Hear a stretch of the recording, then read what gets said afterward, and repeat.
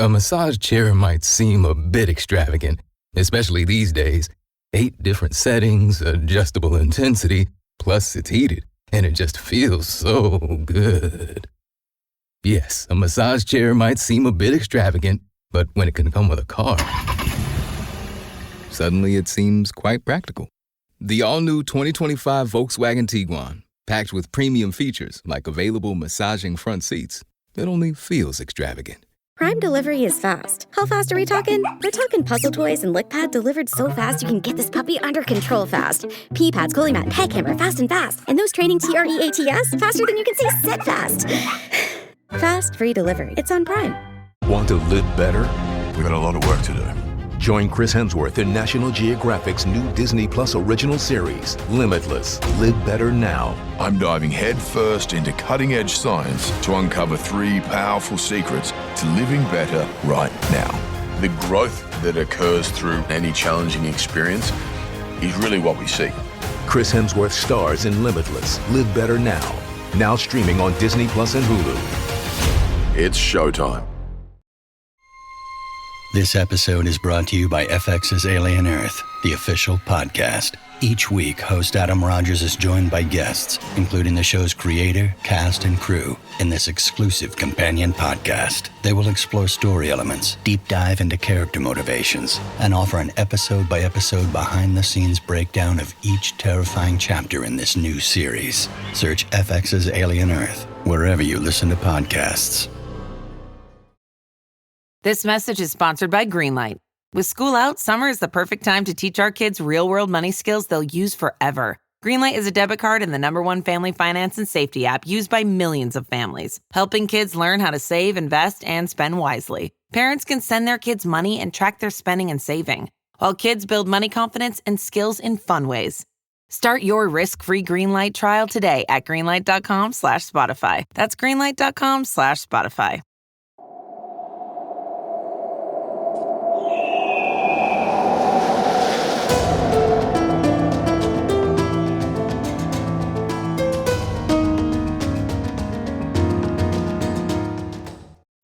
Hello, and welcome to the Assassin's Creed Lorecast. We are so excited to bring you this show.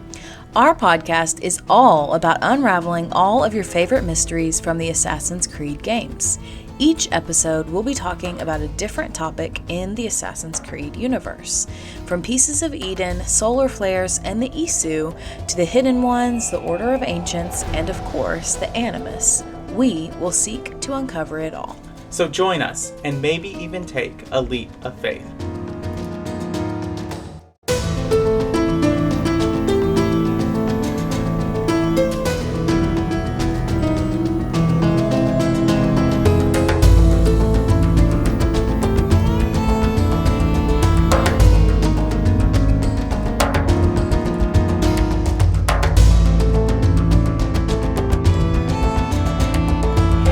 Hello and welcome to the Assassin's Creed Lorecast. My name is Shelby.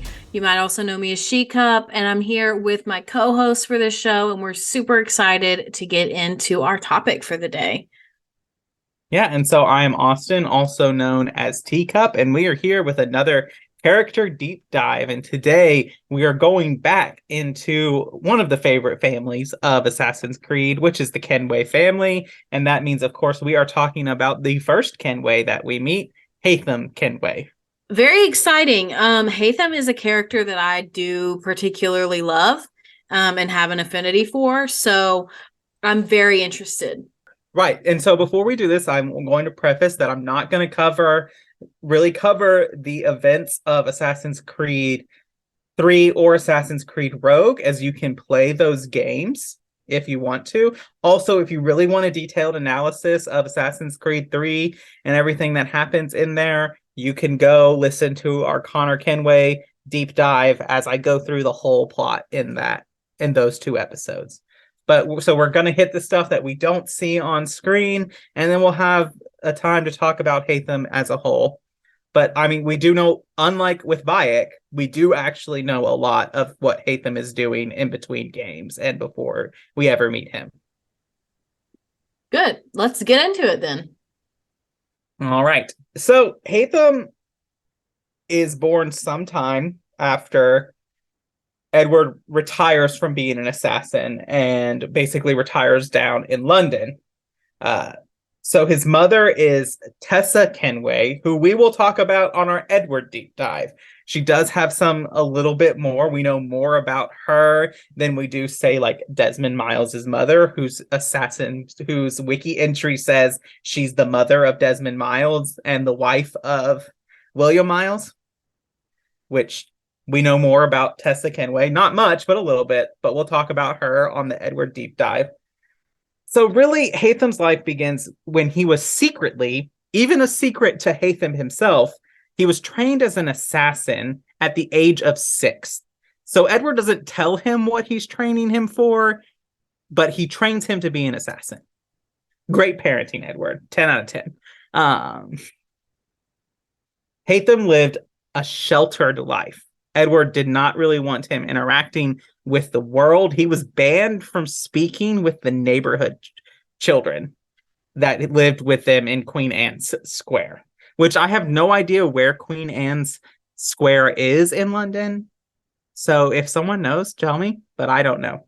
So on his 8th birthday, Haytham and his family were walking home from a trip to a White's chocolate house in on Chesterfield Street when a group of muggers attack them. They're trying to steal Tessa's necklace.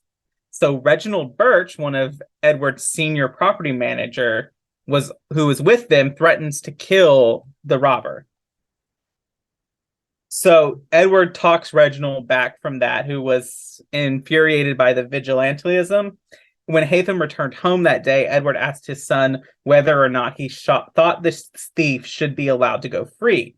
At first, Haytham replied that he initially held feelings to enact revenge, but would have offered the man clemency, to which he was presented with a steel short sword by his father. Edward then put the sword away in a secret compartment in the games room, telling Haytham that it was only to be used with Edward's permission. So, pause here. This is literally Batman. Like, this whole thing is the origin of Batman. Just that Edward and his wife don't die. Well, you would know, Batman lover as you are. I just read that and I was like, oh, like, even like, there's like this scene that like when Batman revisits his thing of like the robber like clutching at Martha Wayne's pearl necklace. And so like that's the symbolism and analogy here is just too strong to not be anything else. So Haytham continued his training, now understanding what Edward was training him for. Edward encourages Haytham to think for himself and dispute others' opinions. So Birch became a regular visitor to the Kenways as he was courting Jennifer Scott, Haytham's older half-sister. Shortly before Haytham was 10, Birch approached him and expressed interest in its training. Haytham mentioned to him that his steel sword was kept hidden in the game room. Shortly after, Haytham overheard an argument between his father and Birch. Birch left and turned to Haytham, mentioning that he tried to warn his father. Subsequently, Edward hired 2 British soldiers to guard the house.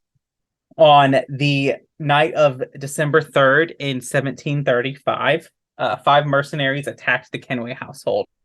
Edward managed to dispatch one, but was killed when another attacker plunged a sword through his chest.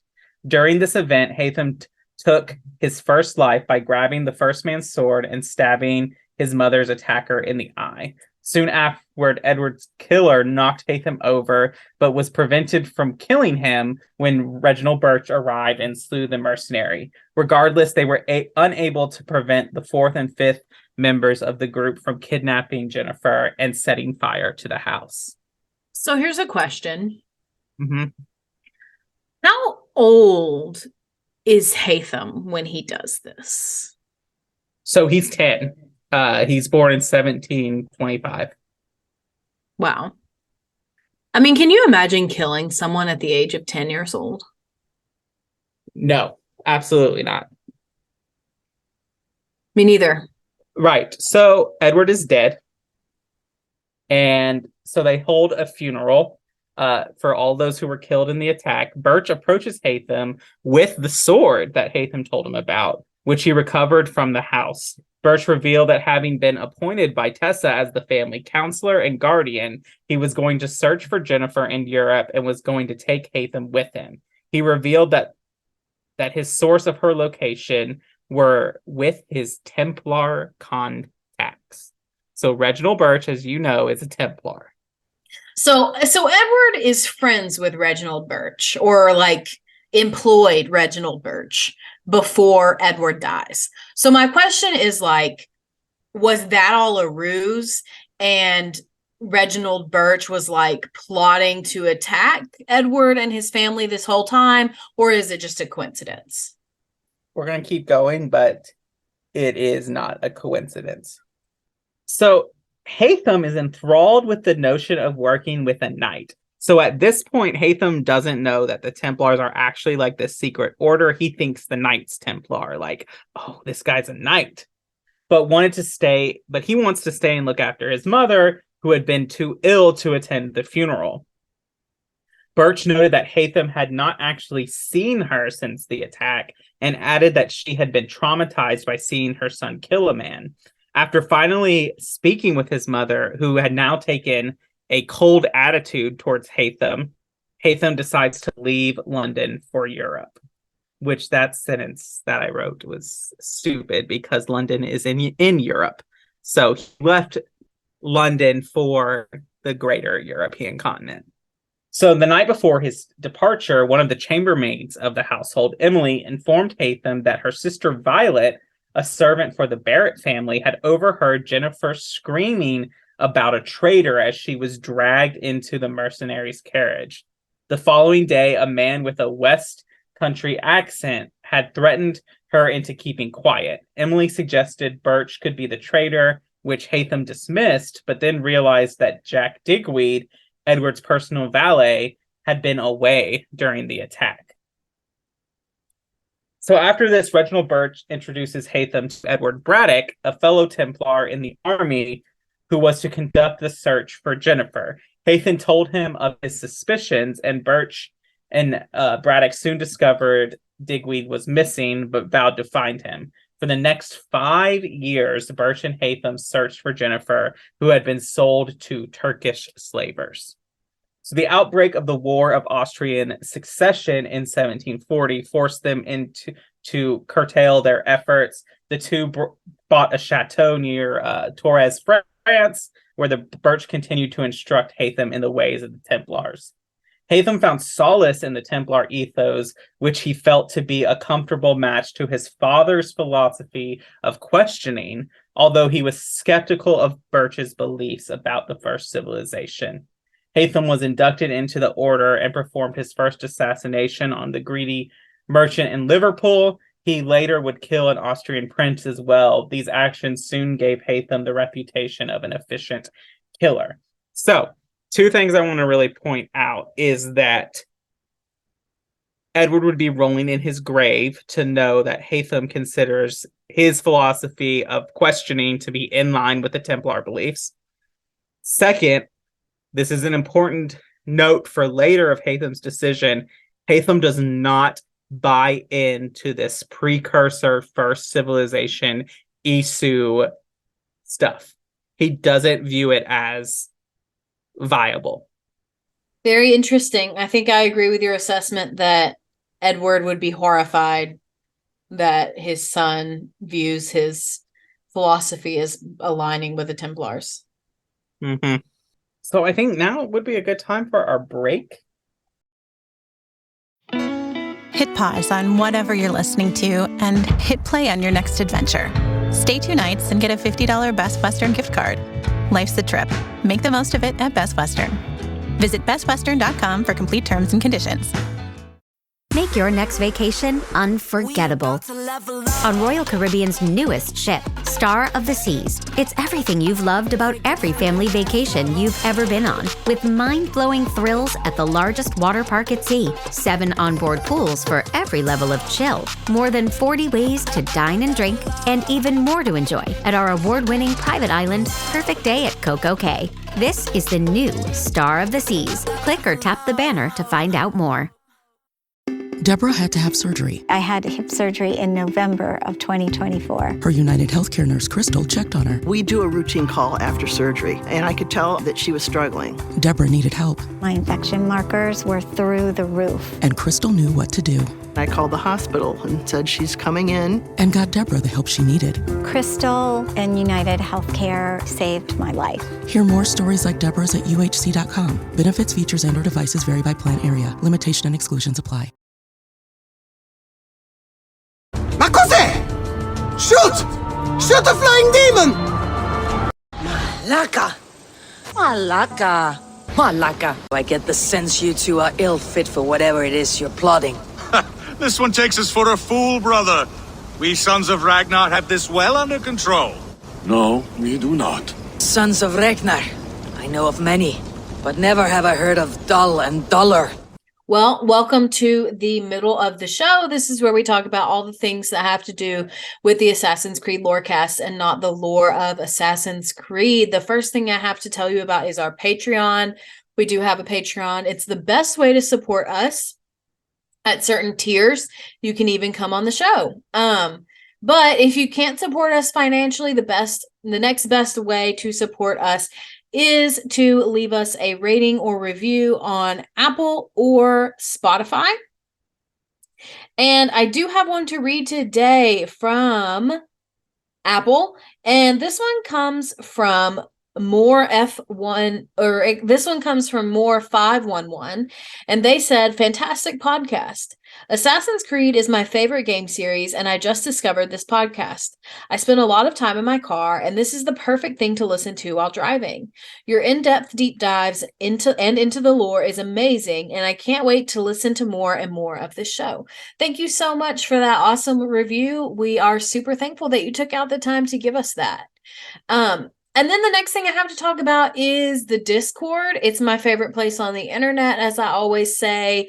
We've got great people there who want to talk about Assassin's Creed and Dragon Age and Star Wars and all the other podcasts we have and all the other video gaming topics that may arise. We've got a great community, so come over there if you are looking for some people to talk to video games about. And then the next thing I have to tell you about is my Odyssey playthrough is still going. I haven't made a ton of progress. I'm still in Kefalonia, but yeah, I'm still playing Odyssey and I still love it. And other than that, unless you had anything to add, Austin, I think we're ready to get back to the show. I think we're ready. So let's get back to it. Hello, Nigel here. I couldn't help noticing that you're still awake. Now, I'm an owl. I'm supposed to be up at night, but you need your sleep. So if it's your allergy symptoms that are keeping you up, here's a word to the wise. Try Xyzal. You see, Xyzal works fast to relieve sneezing, runny nose, itchy watery eyes, and itchy nose and throat. And it keeps going strong for 24 hours, so you can get your sleep and wake up refreshed and ready for a productive day ahead. Be wise, all. Take Xyzal at night. Use as directed. Starts working in 45 minutes. No time, no problem. Bobbi Brown's Longwear Cream Shadow Stick works as fast as you do. So, no surprise, it's the #1 eyeshadow stick in the U.S. Whether you're heading to the office, school drop-off, or for days that blend into nights, one swipe, and your shadow is set for 24 hours. Because doing your makeup shouldn't take an hour, and let's be real, who has that kind of time? Now available in new shades. Discover them all at Sephora. Your earbud fell in a coffee cup. You need a taco pick-me-up. When modern life gets rough, grab the timeless taste you love. Paso, the old El Paso. Me, Haytham. I come in peace. Why are you speaking so slow? Sorry. What? I was told you could train me. No.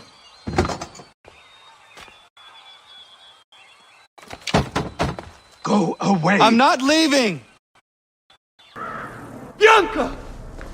Bianca! Is everything all right? What do you think? Look at this place. And poor Bianca. if something's happened to her. Aha! Oh, my darling. Thank God you're all right. Ezio, meet Bianca. Bianca, Ezio. Charmed. So in 1747, so we're now 13 years past Edward's death, Haytham assassinated a Templar traitor, Juan Vedomir, in Spain and retrieved a journal containing a largely coded research on the first civilization for Birch. On meeting Birch in Prague, Haytham was informed that his mother had died. While returning to London, Haytham reread his childhood diary and realized that Betty, one of the nursemaids, had been in a relationship with Digweed. After Tessa's memorial, he tracked Betty to her current place of employment and interrogated her. She revealed Digweed had been blackmailed by a man with a West Country accent who threatened his children. Betty pretends not to know where Digweed was, but Haytham shortly intercepted a letter from her addressed to Digweed's location in southwest Germany. Haytham and Birch arrived there 2 weeks later and questioned a shopkeeper, where the shopkeeper appeared reluctant. Haytham threatened his son, forcing him to recount that he had already informed 2 British soldiers of Digweed's location and that they had blackmailed him into keeping quiet. Learning Digweed lived in a cabin 15 miles north, Haytham and Birch immediately ride off. On the way, Haytham spotted one of the soldiers riding back. He noticed that he had pointed ears like the man who had kidnapped Jennifer. So confirmed elves for Assassin's Creed? I don't know. Soon after, they found Digweed being tortured by the remaining soldier, and Haytham pursued the man into the forest, where he caught up and pinned him down by stabbing his kidney. The soldier turned out to be the man with the West Country accent, revealed Edward was an assassin and had died for something in his possession, but died before he could reveal anything more. Subsequently, Haytham found papers revealing that the man served under Braddock's regiment in the Dutch Republic. He returned to the cabin to inform Birch. There, learning that Digweed had died to his injury, Haytham resolved to pursue the pointy-eared man to the Dutch Republic. So after a day of riding, Haytham caught up with the kidnapper and fought with him until British troops arrived and knocked the pair out. Haytham awoke to find himself with a rope around his neck and that he had been mistaken for the pointy-eared man's fellow deserter. Haytham managed to break free, but too late to prevent the mercenary's execution. Braddock soon informed Haytham that the man's name was Tom Smith and expressed indifference to one of Jennifer's kidnappers having been under his command all along. He gave Haytham permission to conduct his investigation among his troop, but also requested his fellow Templar serve him during the war against the French. Haytham aided the British as a member of Braddock's Coldstream Guards during their retreat from the siege of Bergen-op-Zoom. As they departed on the ships, a man asked if his family could come aboard. Haytham obliged, as there was room, but Braddock refused. The man responded by calling him a craven, so Braddock angrily ordered his executioner to kill them all. And even the infants were not spared. Haytham witnessed more acts of cruelty and violence from Braddock as they served together, realizing Braddock was abandoning the order. In the meantime, he befriended Private Jim Holden, who had been forthcoming with information about Smith. He revealed that he had been a member of Braddock's inner circle of mercenaries, which worried Haytham. He eventually asked Holden to leave the army and become his gentleman's gentleman, primarily acting as his carriage driver. In 1753, Haytham was ordered to kidnap a young rebel named Lucio Albertine in Krosnia, who had been protected by the assassin Miko. On being ambushed by the assassin, Haytham lost his treasured sword. Though the fight ended when Haytham pulled Miko into a caravan, but was dragged in along with him. Miko grabbed a hold of a rope in Haytham's arm to prevent himself from falling into a steep drop. Though Haytham loosened Miko's hidden blades from his arm and bit his hand, causing Miko to fall. While they did not finish off his adversary, upon Haytham's suggestion, Miko fled to fight another day. Afterward, having the assassin's hidden blade to compensate for his lost sword, Haytham then brought Lucio to Birch so that the Templar Grand Master could blackmail his mother, Monica, into decoding the journal that Haytham had retrieved earlier. Any thoughts? I'm just kind of in awe that he does all of this. It just seems like a lot. But it also is interesting to me. So Braddock is a Templar the whole time, right? Mm-hmm. Okay, so just this part about like, I feel like he really learns so much from him about how to be a Templar. And it's interesting to me that even yet Braddock, he considers and is thinking about leaving the Templars. Right, Braddock is the one. That Braddock is leaving the order. Uh-huh. Yeah, that's what I'm saying, because like Haytham is learning so much from Braddock about being a Templar and like almost emulating him in a way, but also being like, no, he takes it too far. And Braddock is like leaving the Templars. So it's interesting to me that he kind of almost looks up to this person who is not quite the ideal Templar. Right. And he really looks up to Birch. That's who really Haytham idolizes. Mm-hmm. And except for the whole precursor obsession. But we kind of go into, this is where we're getting into the beginning of Assassin's Creed 3, where Haytham goes to the theater, he retrieves the precursor key, Birch sends him to the colonies to rebuild their order and their presence there. This is where we get all the stuff where they have to hunt down Braddock and they end up killing Braddock. And there's a lot. And even there, like, Braddock is known as being cruel and unnecessarily violent. And Haytham is disgusted by him at all times and wants to kill him. So it is in this time that Haytham meets Keo, Connor's mother. And they basically work together to take down Braddock. And then after that, they spend a few weeks together camping. Their bliss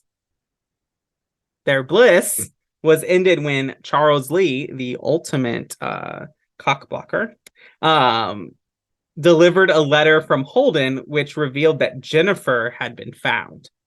Lee then informed Haytham that Braddock had died of his wounds. Realizing that Haytham had lied about Braddock being actually dead, Keo ordered him to leave and to never contact her again. Which we don't get in game, but that's what happens to why they are no longer in contact. I get it from her perspective, because like she knows he's a Templar. She knows. Right. And I just feel like also for a woman from a Native American tribe in that time period in the 1700s, it's kind of like she knows that they can't have a happy life together. She knows that like they're never going to settle down and live in a house together, nor would she want to do that, because that would mean she has to live a life away from her tribe. And so they can't be happy together as much as we may want them to. And I think she recognizes that, and that's why she says that to him. So I get it, even if it makes me a little sad. There is no happy ending for romance in Assassin's Creed. But so Haytham leaves the colonies for a bit while he's doing this. And he reunites with Birch, returning the journal of precursor knowledge to him. However, their relationship had become strained. And it is in this that Haytham lies to Birch. He says that the Templars in America are working on finding the site when they're not. Haytham has abandoned that entire idea. And that he had been given a clue to a new precursor location in the Middle East. For 2 years, Haytham and Holden tracked Jennifer's location to Topaki Palace in Constantinople, where she had been a concubine, and then to Qasar Azim, the governor's palace in Damascus, where she had attended in the harem. Disguising themselves as eunuchs, Haytham approached Jennifer and got her to leave, but not without tipping off the guards. Holden stayed behind to fend them off while the Kenways escaped. Holden was taken to a monastery in Egypt where he was forcefully underwent operations to actually become a unit. Haytham found him and, distraught, killed the priest who performed the operation before setting the monastery on fire. Do not harm Haytham's people. He will destroy you. So after Holden's condition improved, the trio traveled to Birch's chateau, attacking at nightfall because it was revealed that Birch planned the death of Edward, that Birch was behind killing Edward and was behind selling Jennifer into slavery. So they attacked at nightfall. Haytham and Holden took out all the guards and Haytham's associates, including John Harrison. As Haytham went into Birch's office to confront him, he forced his sword through the door and the guard waiting behind to pounce him. While Holden went down to free Lucio and Monica, Jennifer attacked Birch, but he caught her and placed a knife to her throat. She continued to struggle and eventually pushed him onto the sword in the door, killing him. Subsequently, Haytham gave Lucio and Monica food supplies, horse to travel, and his own sword for their safety, though Lucio swiftly stabbed Haytham in the chest with his weapon for Haytham's previous crimes against him. This injury kept Haytham in bed for half a year, during which he was taken care of by Jennifer and Holden. When they finally recovered, Haytham witnessed that Holden had committed suicide, as he had little reason to continue living with his injury. After Holden's burial, Jennifer returned to live in Queen Anne Square, while Haytham returned to America. The two continued to write each other, but very rarely, as they had little in common other than their harrowing experiences, which they had little reason to reminisce about. So this is all important as Haytham returns to the colonies to basically destroy the Assassin Order of the Colonial Rights, which are the events of Assassin's Creed Rogue. So I want to talk about this. Like, my discussion question is kind of, how do the events of Haytham's past really bring to light his character that we meet as Connor and his motivation and everything that's going on?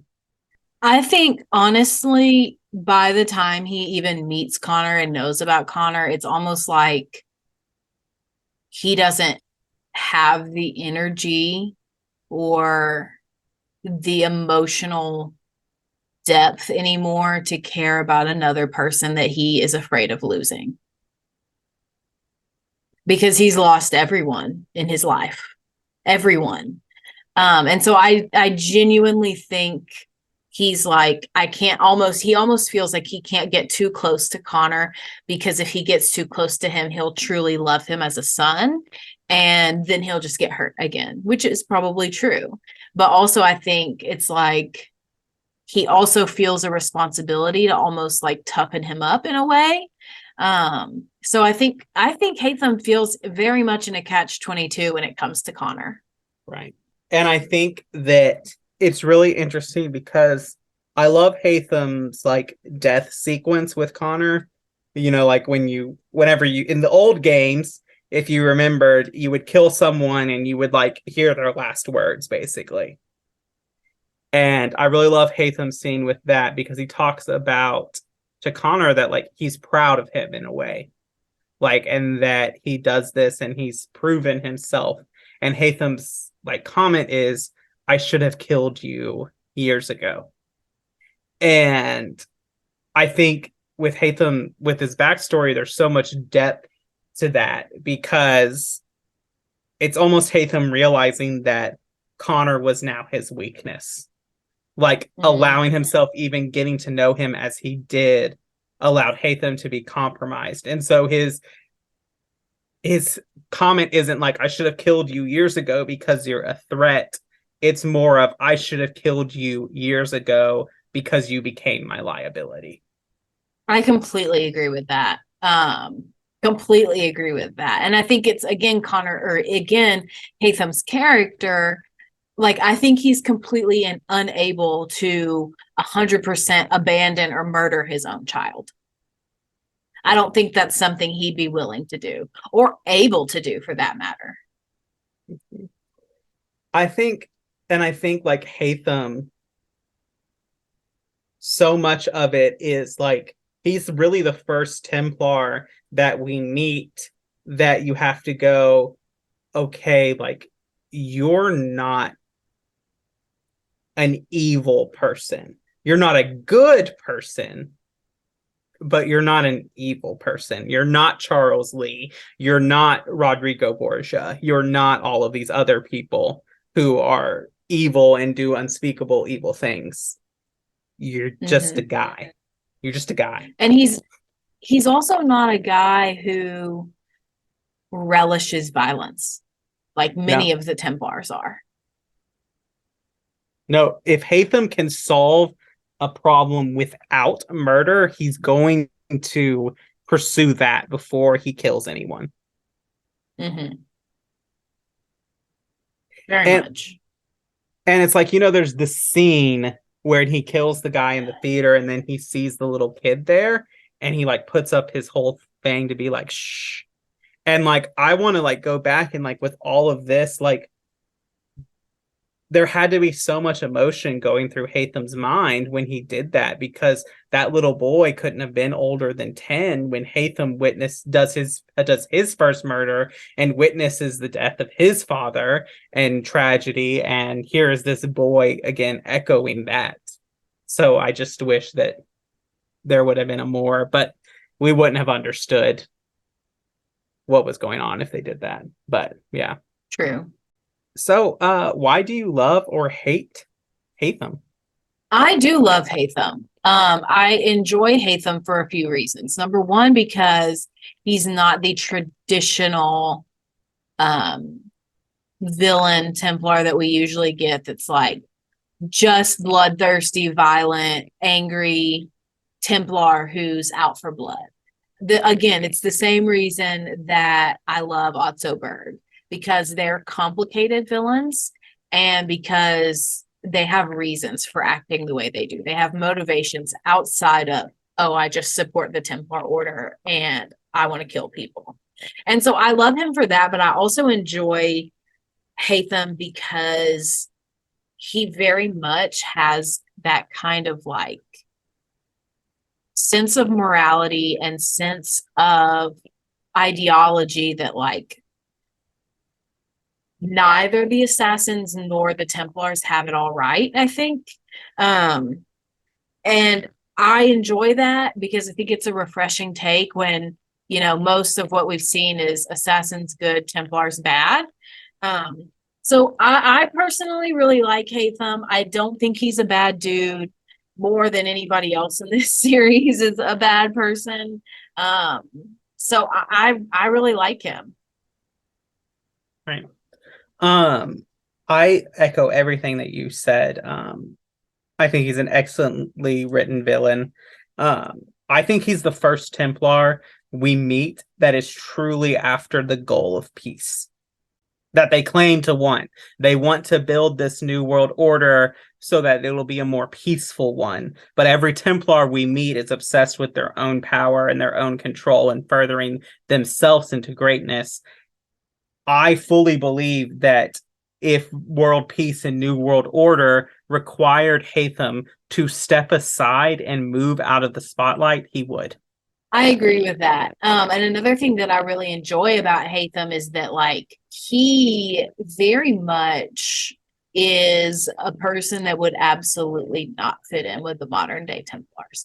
I think if he magically got transported to 2020 and saw what Abstergo and the modern day Templars were doing, I think he might defect to the Assassins.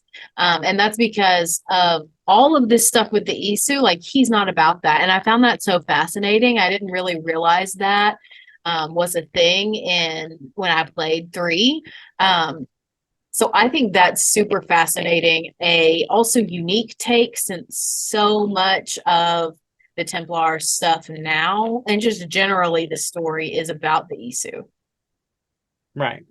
But yeah, do you have any final thoughts on Haytham? I think so. All right, then I think we can wrap up. All right. Well, thank you all so much for listening to the Assassin's Creed Lorecast. We'll see you next time.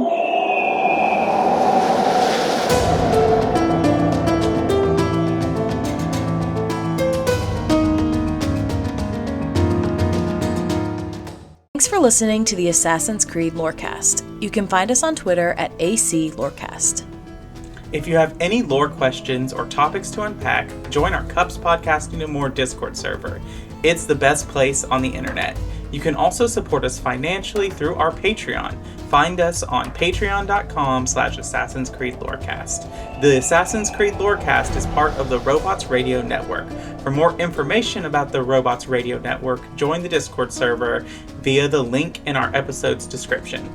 If you enjoyed the show or learned something new today, please subscribe, leave us a review, and join the Patreon. And if you enjoyed our intro and outro music, make sure you give a big thank you to Pipeman Studios. Thank you, Pipeman. Thanks again for listening to the Assassin's Creed Lorecast. And always remember, Assassins, stay in the shadows to serve the light.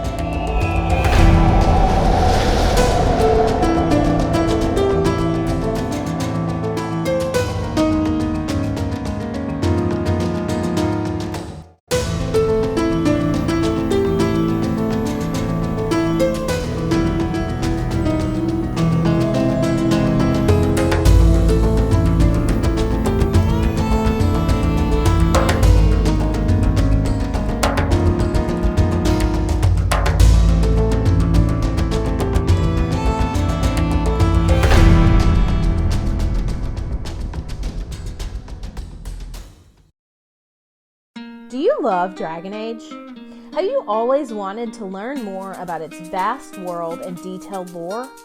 Are you still attached to your hero of Ferelden, even a decade after Dragon Age Origins came out? Or maybe you're a newer fan, still discovering a new tidbit or quest every day. Well, either way, the Dragon Age Lorecast is the podcast for you. I'm Austin, also known as Teacup. And I'm Shelby, also known as She-Cup. And come and join us as we embark on a journey to explore and discover all things Dragon Age.